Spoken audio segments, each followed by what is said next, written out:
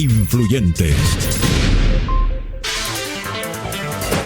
Las 8:08, como lo habíamos anunciado antes de ir a este primer corte en Influyentes, ya nos acompaña don Gary Rodríguez, gerente general del Instituto Boliviano de Comercio Exterior. 40 años en funciones en esta importante organización. Casi 40 años. Gracias. Gary, bienvenido, gracias por acompañarnos. Muchísimas gracias. A pesar del surcito. A pesar, nada nos detiene.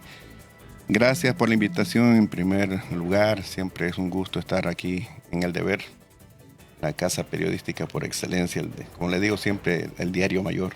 Así me refiero con el cariño y la gratitud que les tengo.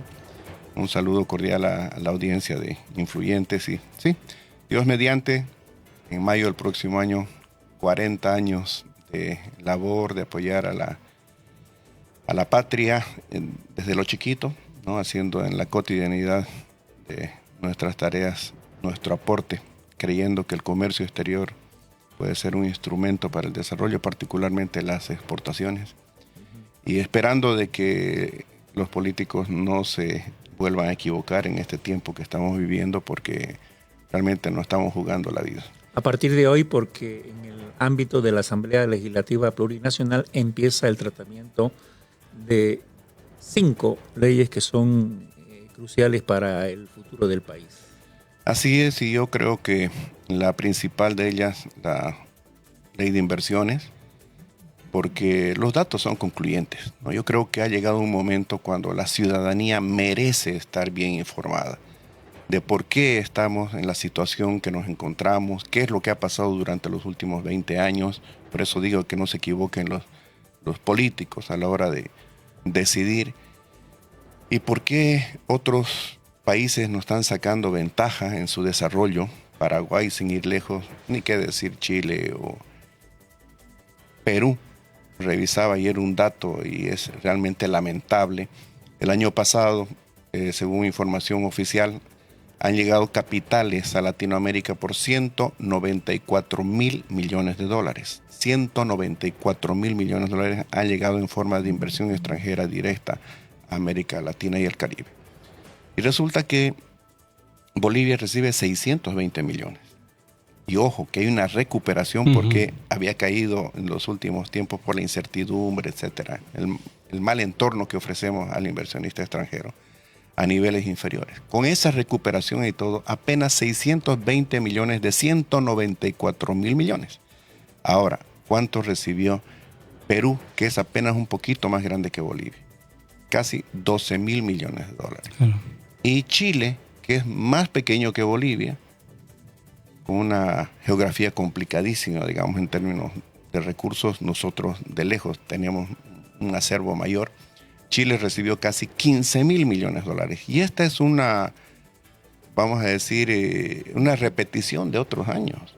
Entonces, ¿cómo puede ser posible que un país con más de 1 millón de kilómetros cuadrados, con recursos naturales en minería, en hidrocarburos, mitad de su territorio, bosque virgen, una de las biodiversidades más grandes o más vastas, más ricas del planeta, agua dulce, tierras ubérrimas para hacer agricultura, sabanas para hacer ganadería. Producción forestal.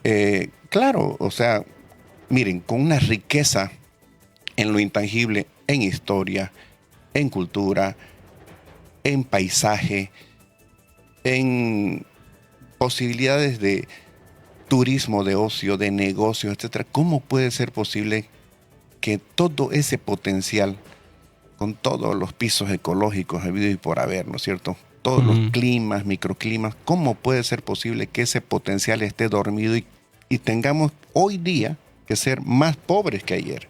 Porque la pobreza está aumentando.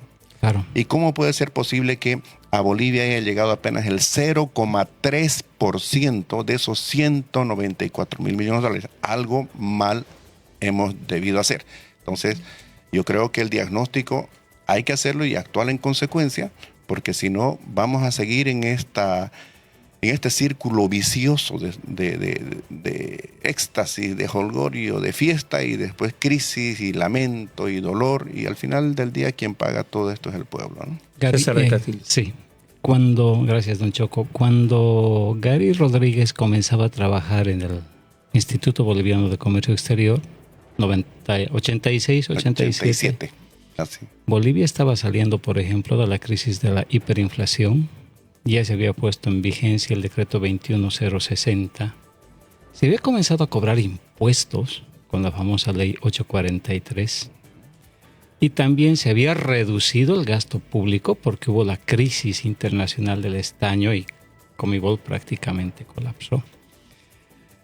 En ese momento, y pese a tener tanta adversidad, pese a no tener gas, Bolivia pudo levantarse. Y después vino la bonanza y después estamos nuevamente en una crisis, no con una inflación parecida a la del UDP, pero con índices que no habíamos visto en mucho tiempo. ¿Dónde se perdió el rumbo, Gary? Con la ideología. Definitivamente la ideología nos hace tanto daño. Usted cuando habla con una persona que esté ideologizada, no importa dónde haya estudiado, ni qué haya estudiado, porque importa más su idea, su sentir, su convicción, que lo que usted le pueda decir, lo que usted le pueda explicar, lo que usted le pueda demostrar. Digo que es correcta la apreciación que con el 21060 prácticamente el país hizo unas reformas estructurales muy duras, pero muy necesarias para salir de ese escenario de pobreza. Y tuvo que ser shock, no fue gradualidad, nada. Es que la gradualidad no funciona, porque los agentes económicos tienen una percepción que en economía denominamos nosotros expectativas. Y tanto los empresarios, los agentes económicos, como los consumidores, todos, sin haber entrado a la universidad y nada, tienen una opinión de lo que puede ir hacia adelante. Entonces, las personas, tanto empresarios como consumidores, reaccionamos en función de nuestras expectativas.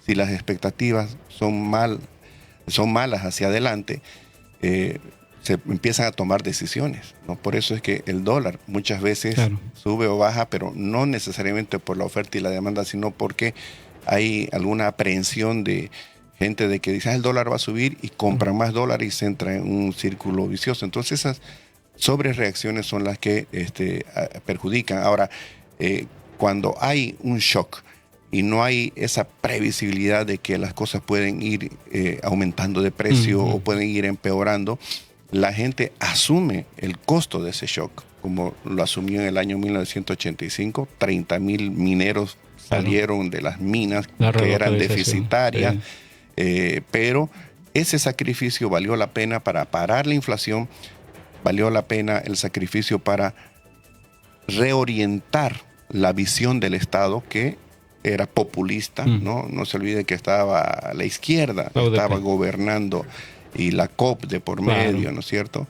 Y ellos con ese populismo llevaron al país a la ruina, literalmente, ¿no? En un país que estaba quebrado, estaba endeudado, las instituciones del Estado no funcionaban y el dinero de Bolivia, el peso boliviano no valía nada. Entonces, con ese shock se lo pudo hacer, pero ¿por qué se lo pudo hacer? Y este no es un tema menor. Y ojalá me acompañen en la opinión. Aquí se intentó hacer algo parecido con el decreto 5503, si no me equivoco. ¿No? Se intentó ordenar algunas cosas, pero ahí salió una cantidad de gente a reclamar, el gobierno retrocedió. Y después vinieron las marchas, vinieron los paros, vinieron... Paz extensor no retrocedió. Ahí está. ¿Cuál fue el complemento al 21060? El estado de sitio. 1.500 dirigentes fueron detenidos.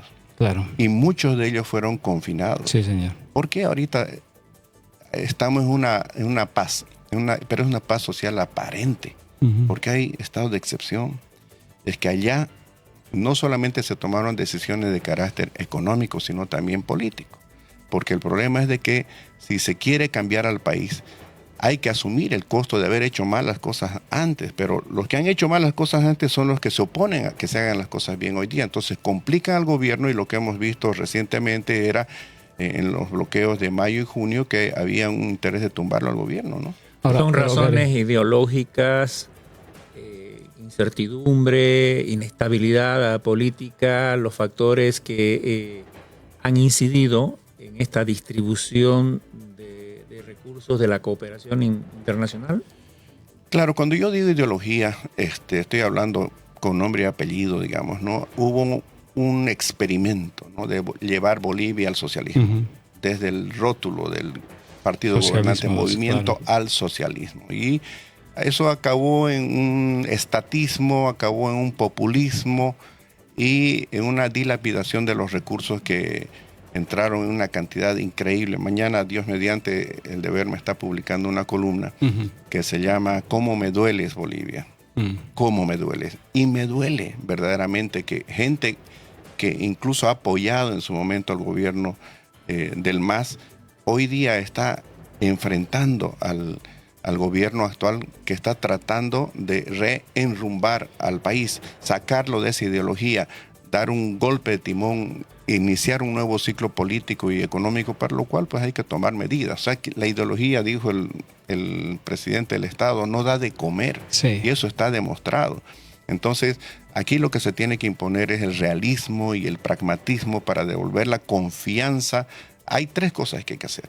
Hay que solucionar un problema económico, un problema de confianza, y hay que darle otra vez al país esperanza, porque eso tiene que ver con las expectativas. Gary, qué buena la comparación, porque decíamos Paz Estenssoro no retrocedió, mantuvo y asumió el costo político, aplicó un shock, no fue gradualista.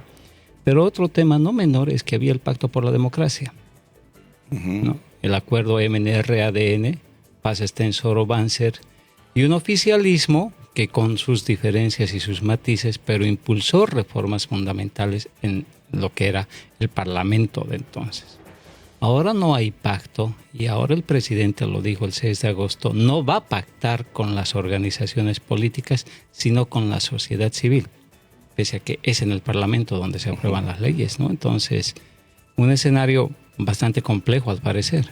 Definitivamente, ¿no? Porque hay un adagio, ¿no?, que dice la unión hace la fuerza. Y siempre... Es en la moneda de un boliviano, por cierto. También en las monedas de Chile. Si es que no hay unidad y hay cálculos políticos, estamos fritos, ¿no? Porque ahí entramos en un terreno que es muy resbaloso.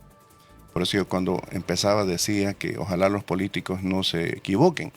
Y cuando hablo de los políticos hablo absolutamente de todos. Los que se equivocaron, que reconozcan que lo hicieron, y los que tienen la posibilidad de llevar al país por un nuevo derrotero, que actúen con grandeza de espíritu, pensando en el país, no pensando en su partido, no pensando en su persona, no pensando en sus intereses particulares. Aquí todos tenemos que tener un renunciamiento, todos tenemos que tener una capacidad de sacrificio, y todos tendríamos que tener una visión sobre la base de un adecuado diagnóstico de por qué estamos en la situación que estamos. Mire, el 1 de mayo, que esto tiene que ver con la inversión, el 1 de mayo del año 2006, todo era alegría en el partido gobernante, claro, ¿no? Y mucha gente en los movimientos sociales estaban festejando la nacionalización de los hidrocarburos. Creo que yo fui una de las pocas personas que recordé a Salomón, un versículo que dice que lo mejor del negocio no es cómo empieza el negocio, sino cómo va a terminar el negocio. Y esta historia terminó mal, la estamos viviendo. ¿De qué sirvió ser dueños, entre comillas, de los recursos naturales, en este caso los hidrocarburos, haber cambiado drásticamente las reglas de juego en campo impositivo, ¿no? De que las empresas, que se les dijo de todo, además, se les maltrató, ¿no? Y yo recuerdo que... Se tomaron las plantas con militares. Ahí está, innecesariamente. ¿Por qué? Porque era un efecto demostrativo, de empoderamiento, ¿no? Ideológicamente, ellos estaban posicionando al Estado por encima de las transnacionales. Hoy a Petrobras. Recuerdo que la revista Veja del Brasil sacó en su portada Lula con esta pose, y tenía en la nalga una huella de una bota militar. y chorreando petróleo. Y decía, esa doeu, ¿no? Eso dolió. Y claro que les dolió. ¿Y cuál fue la consecuencia? No invirtieron. Claro. Entonces, si no invirtieron, nos comimos la renta, no hubo exploración, Claro. no hubo explotación, cayó la producción de gas, cayó la producción de líquido. En el tiempo empezó a caer la renta del gas y empezó a subir el gasto para importar combustibles, diésel y gasolina. Y lo que estamos viviendo hoy es la consecuencia del 1 de mayo del año 2006. Ahora, perdón, Gary, pero precisamente y al fondo, digamos, hoy día, de acuerdo al anuncio del presidente que se hizo el 6 de agosto, llega la ley de inversiones a la Asamblea Legislativa en ese escenario que hemos descrito. Y uno se pregunta, lo he escuchado también y lo he oído en varios analistas, a ver, ¿de qué ley de inversiones podemos hablar si lo primero que hay que hacer es reformar la Constitución Política del Estado? Es cierto. Claro, porque hay unos candados ahí, ¿no? Por ejemplo, el tema del arbitraje, que no es un tema menor, ¿no? La Constitución Política del Estado establece de que toda solución de controversia, litigio con inversionistas extranjeros se tiene que resolver por la justicia local. Y todos sabemos lo que es la justicia boliviana, ¿verdad? Entonces, ¿quién va a venir a apostar por Bolivia cuando en un diferendo va a ser la justicia boliviana la que dirima quién tiene razón? Entonces, antes de impulsar estas reformas estructurales, hay que reformar la Constitución Política del Estado. Se puede ir en paralelo, ¿no? Yo creo que eso es una buena pregunta para un constitucionalista. Hay reformas parciales que se pueden hacer a la Constitución y ahí entran en juego los políticos, ¿no? Los que nos representan en la Asamblea Legislativa y una vez más la invocación de que actúen con grandeza, porque de otra forma este país puede pasar por momentos muy difíciles hacia adelante. Bien, muchas gracias Gary Rodríguez, gerente general del IPSE, por acompañar este espacio en Influyentes. Muchas gracias a ustedes y un gran saludo y bendiciones para toda su audiencia. Son las 8:25, vamos a una